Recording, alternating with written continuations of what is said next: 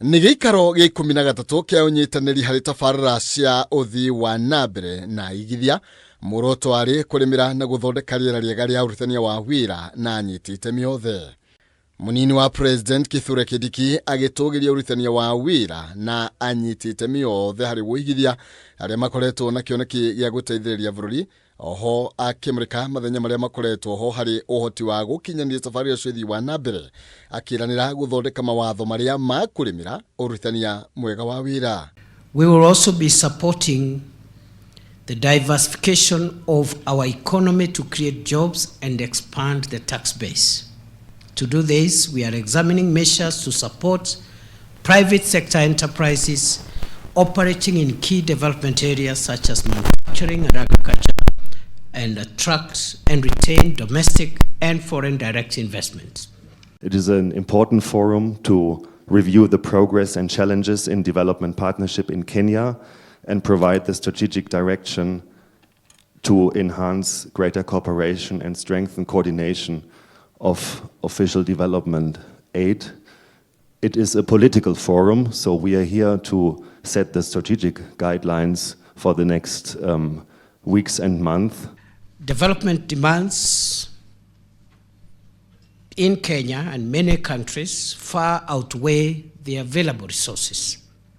The government is therefore implementing its commitments in partnership with yourselves, not only in alignment with our foreign policy, but also to support the fulfillment of our development objectives. Mwenini wake mũikarĩrĩte wa kanjũ ya governors nĩorĩtie gwata thirikari cia county gũtigĩrĩra kĩgĩna kĩrĩa mamũkĩra nĩ kĩragacĩrithia motungata ta ma gĩthomo, ũrĩmi na ũthii wa nambere gũtarĩ na ũitangi wa kĩgĩna kĩa mũingĩ. As we reflect on today's theme, let's be guided by the shared objectives of ensuring that every resource mobilized for Kenya delivers maximum impact at the grassroots. For counties, externally funded programming are not just financial inflows, they represent opportunities to improve health, food security, education, infrastructure, and the overall well-being of citizens. It is important to review existing programs for purposes of evaluating their currency and responsiveness to this agenda of job and income creation and other priority programs within the context of the bottom-up economic transformation agenda. Thirikari ĩkĩranĩra kũiga mitaratara ĩratwarana kĩoneki gĩa 2030 hamwe na kĩoneki kĩao kĩa bottom-up nĩguo gũthondeka mawĩra sector-inĩ ciothe.